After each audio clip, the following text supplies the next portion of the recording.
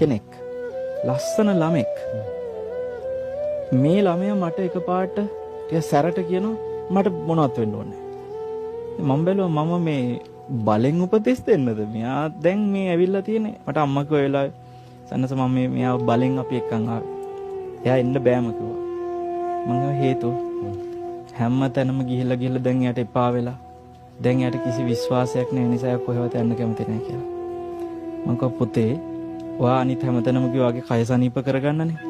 හැබැයි මම ඒව කරන්නේ මට ඔයාගේ කය සනීප කරන්න පොඩ්ඩක්වත් මම පොරොන්දු වෙන්නේ නැහැ. හැබැයි ඔයාගේ අසනීප වෙලා තියෙන කය විතරක් නෙමෙයි පුතේ.